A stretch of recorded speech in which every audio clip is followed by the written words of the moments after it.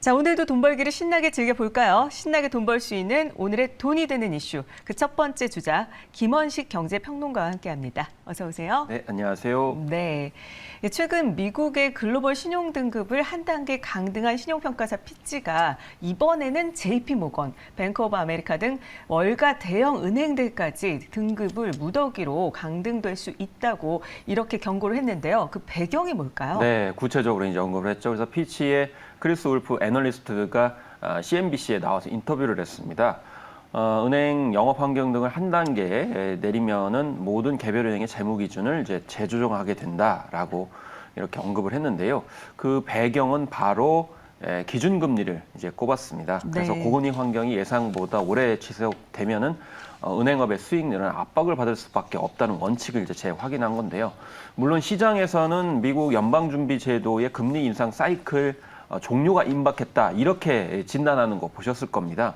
내년에 뭐 금리를 인하할 수 있다 이런 예측들이 나오고 있는데 그렇지만 제롬 파월 의장은 추가 인상 가능성을 열어둔 상황이기 때문에 그래서 시장과 또 이제 연방준비제도의 이제 그런 태도가 좀 차이가 있다는 건데요.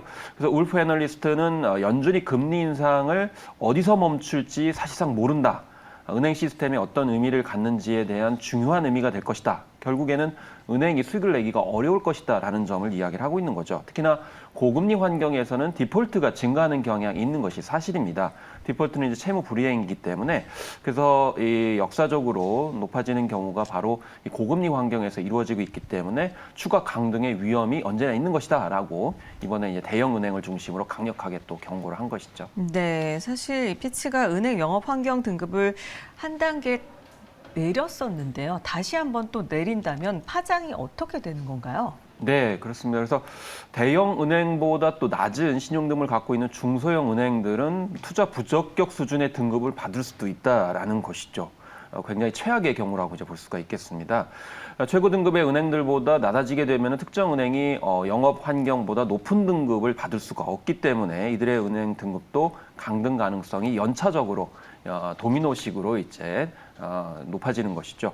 그래서 최소한 모든 동종기관 등급의 하향 조정을 고려할 수밖에 없는 것이 바로 이 대형 투자 은행들의 그런 등급의 강등 문제라고 이제 볼 수가 있겠습니다. 네. 그렇지만 이제 뭐 일부에서는 전반적인 분위기를 단순히 이제 반영하는 것이지 실제로 등급이 이제 강등될 것이냐는 또 다른 문제다 이렇게 얘기를 하고 있기 때문에 그렇다고 해서 이제 안심할 태세는 아니라고 볼 수가 있겠습니다. 네, 특히 짚어보고 있는 이 대형 은행들의 신용 등급이 하락할 때 국내 은행주에는 어떤 영향이 있을까요? 일단 이제 등급이 한 단계 내려가게 되면 금융시장에서는 안전자산, 이제 달러에 대한 선호도가 이제 더욱 커지는 그런 상황이 벌어지겠죠. 그런데 뭐 이런 이제 상황이 과연 오겠느냐라고 했을 때 이제 그런 단계에 대해서는 울프 애널리스트는 반드시 강등이 이루어지는 것은 아니고 향후 10년간은 AA 정도는 이제 유지할 수 있을 것이다 이렇게 얘기를 하고 있기 때문에 뭐 이런 점은 좀 약간 이제 분석을 달리 해야 되겠습니다. 그렇지만은 미국 증시에서는 은행주는 피치의 경고에 따라 가지고 주가가 하락했습니다. 그래서 주가에는 영향을 이제 미치고 있다라고 볼 수가 있겠습니다. 네, 그렇군요. 자, 이번에는 삼성전자 이야기를 좀 해보겠습니다. 이 삼성전자가 네덜란드의 반도체 장비 업체 ASML의 지분을 7년 만에 일부 매각해 투자 지원을 마련했는데요. 자세한 내막이 뭔가요? 네, 좀 깜짝 놀란 소식이었는데요. 네. 왜냐하면 관계가 굉장히 오래된 그런 ASML인데 이 3조 원가량의 현금을 확보하기 위해서 이제 매각을 했다는 겁니다. 그래서 이제 삼성전자 같은 경우는 위기 상황 속에서 오히려 이제 투자액을 많이 늘렸던 그런 초격차 전략을 이제 시도해 왔는데 이번에는 그 대상이 ASML이었습니다. 그래서 무엇보다도 이제 상반기 반도체 부분에서 8조 9천억 원의 적자를 냈음에도 불구하고 이렇게 역대 최대 수준이 25조 3천억 원 정도의 시설 투자를 단행하고 있는데 그 가운데 바로 이 ASML의 지분을 매각함으로써 3조 원을 다시 또 투입하겠다라는 태도를 보이고 있는 거죠. 특히 연구개발에만 뭐 14조 원을 투자를 하고 있기 때문에 이 반도체 불황일수록 재고가 쌓여 있을수록 더 투자를 단행하겠다라는 의지를 다시 한번 확인을 해줬다고 볼 수가 있겠습니다. 네, 이 ASML이 어떤 회사인 건가요? 슈퍼갑이 아니고 슈퍼을이다라는 표현을 이제 되게 얘기를 하게 되는데요. 네. 세계 최대의 노광 장비 이제 기술력을 가지고 있는 기업이 되겠습니다. 이 노광 장비는 포토 리소그래피 공정에서 실리콘 웨이퍼의 직접 회로를 프린팅하는 핵심적인 장비라고 볼 수가 있겠습니다. 전 세계에서 유일하게 이 극자외선, 그러니까 EUV 노광 장비를 생산하고 있기 때문에 슈퍼을이라고 불리고요. 이 장비를 얼마나 많이 갖고 있느냐에 따라 가지고 반도체 기업의 점유율 변화가 생길 정도로 대단히 중요한 그런 기업이라고 볼 수가 있겠습니다. 그래서 이 삼성전자는 이 중요성을 알고서 2000년 초반부터 초미세 반도체 공정 관련해 가지고 이런 기술을 협력해 왔는데요. 이번에 이렇게 3조 원의 그런 현금을 마련하기 위해서 지분을 일부 이제 처리를 했다는 겁니다. 어쨌든 간에 이 UP 노광 기술은 인공지능과 5세대 그리고 이동통신 등의 굉장히 중요한 기술력이기 때문에 어쨌든 삼성전자와 이 회사의 어떤 협력 관계는 계속 될 거라고 봅니다. 네, 이 삼성전자가 이 슈퍼을이라고 말씀을 해주신 ASML 외에도 중국의 전기차 업체 비아디 주식과 그리고 국내 종합장비 회사 SFA 주식도 각각 처분한 것으로 나타났는데요. 현금을 확보하고 있는 모습으로 보이는데 이렇게 현금을 확보한 삼성전자에 어떤 투자 매력이 있을까요? 그렇습니다. 이 전기차 업체 비아디는 이제 매각을 했을 때 한 1,150억 원 정도 규모였습니다. 그런데 이렇게 만든 자금들을 어디다 이제 투입하느냐? 아무래도 반도체 시설 투자에 활용할 것으로 알려지고 있습니다. 이 하반기에 경기 평택의 메모리 반도체 그리고 파운드리에 들어가고요.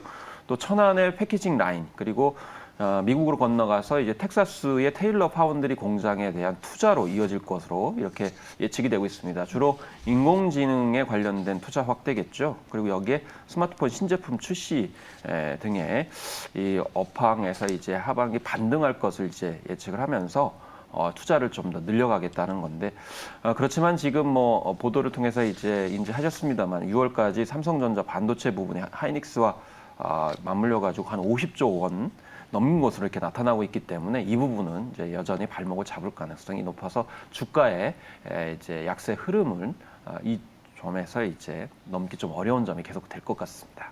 네, 알겠습니다.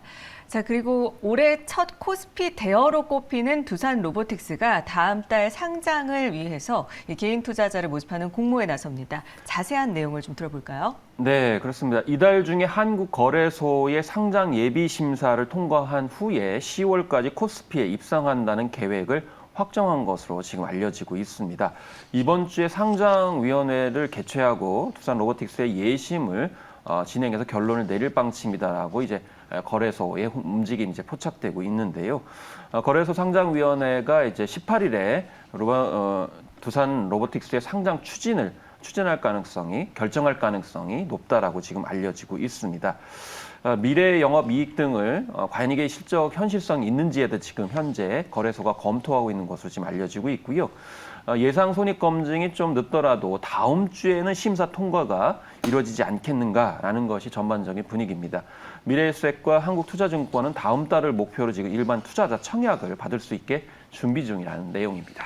네, 이 코스피 올 첫 대어로 주목을 받고 있는 두산 로보틱스의 기업 가치가 2조 원 수준으로 거론이 되고 있는데요. 이 두산 로보틱스가 어떤 회사인지 구체적으로 소개를 좀 해주시죠. 네, 2001년도에 이제 400억 원 정도 투자를 받을 때는 기업 가치가 이제 4,400억 원 정도 될 것으로 예측이 됐었는데 지금 이제 시간이 지났는데 1조 원 이상의 몸값을 이제 인정받지 않겠는가라는 이제 추산이 나오고 있습니다. 이 두산 로보틱스는 뭐 아시다시피 이제 로봇에 관련된 이제 기술을 가지고 있는데 그 가운데 핵심적인 것이 바로 협동 로봇 기술을 가지고 있죠. 국내 시장 점유율 부동의 1위라고 볼 수가 있겠고 네. 또 올해 초에 식음료 산업에 특화된 그런 로봇을 선을 보였습니다. 그래서 지금 개별 회계 기준으로 지난해 매출은 450억 원으로 전년 대비 21% 정도 성장을 한 것을 볼 수가 있겠고요. 올 1분기도 106억 원의 매출을 보여서 전년 동기 대비 이제 15% 정도 늘어났는데 2분기는 아직 좀 확인되지 않고 있습니다만은 지난해 동기 대비와 비교했을 때 10% 정도는 성장하지 않았겠느냐라는 추산이 지금 현재 나오고 있는 상황입니다. 네, 사실 이 두산 로보틱스가 아직 적자 기업인데 2조 원 가치 변수가 되지 않을까요? 좀 미래의 가치를 좀 당겨서 보고 있는 건데요.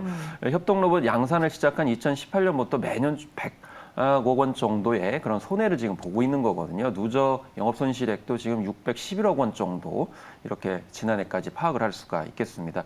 더구나 지금 앞으로 이제 상장을 할 때 좀 부담감이 있을 수가 있는 게 2조 원이라고 이제 계속 강조드리고 있습니다만은 굉장히 대어인데 대어를 막상 청약을 하고 공개를 했을 때 주가가 좀 떨어진 현상이 있었습니다. 그래서 네. 이 팹리스 이제 대표적인 주자였던 파두가 대표적이라고 볼 수가 있겠는데요. 네. 파두가 이 상장 첫날 급락하면서 공모가를 하회를 했거든요. 네. 그렇기 때문에 이 두산 로보틱스 같은 경우에도 굉장히 지금 뭐 대어로 언급이 되고 있습니다만은 좀 이런 점이 약간 불안 요소가 있을 수 있다. 그렇기 때문에 두산 로보틱스는 가치를 좀 많이 알리겠다 이런 쪽에 있습니다. 그래서 성장 가능성에 홍보를 이제 강화하겠다는 건데요. 실제로 보스턴 컨설팅 그룹에 따르면은 글로벌 협동 로봇 시장 규모가 지난해 6,600억 원에서 2026년까지 1조 9,300억 원. 그래서 이 평균 한 27%, 28% 성장할 것이다라고 보고 있기 때문에 이 성장 가능성에 초점을 맞춰서 아마 두산 로보틱스는 행보를 가고 그에 따라서 2조 원 이상의 가치가 부여되지 않을까 이렇게 생각을 해봅니다. 네, 이 두산 로보틱스 입성을 할 경우에 두산의 가치도 덩달아 올라갈 수 있을까요? 그렇습니다. 사실 두산 로보틱스 같은 경우는 지금 5위의 시장 점유율을 일단 보이고 있습니다. 그래서 덴마크나 대만, 일본, 중국에 이어서 5위 규모이거든요. 그런 상황 속에서 이 두산 로보틱스는 두산이 지분을 90.9%나 지금 가지고 있는 회사입니다. 그래서 두산 로보틱스 기업 가치를 좀 더 높여서 1억 5천억 원으로 가정할 경우에 두산의 적정 기업 가치는 최소 2조 6천억 원. 지금은 두산의 시가총액이 두산 로보틱스의 가치를 반영하지 않고 있기 때문에 만약에 이것을 제대로 이제 반영을 하게 되면은 그런 이제 실적을 보이게 되고 이제 주가의 흐름을 보이게 된다고 하면은 두산의 가치도 당연히 올라갈 수밖에 없다라고 볼 수 있겠습니다. 네, 알겠습니다. 자, 그리고 테슬라 이야기 해보겠습니다. 이 테슬라가 프리미엄 모델인 S와 그리고 X의 가격을 1만 달러 낮춘 준고급형 모델을 출시를 했습니다. 어떤 상황인가요? 네, 그래서 10,000달러 정도 하면 우리나라 돈 한 1,300만 원 정도인데요. 준고급형 모델을 출시가 됐습니다. 네. 근데 이제 다만 좀 판매량을 늘리겠다라고 하는 전략이지만은 이익률 감소에 따라서 주가는 좀 하락을 했습니다. 네, 반응이 별로 안 좋군요. 예, 투자자 입장에서 봤을 땐 좀 반응이 좀 부정적일 수밖에 없는데요.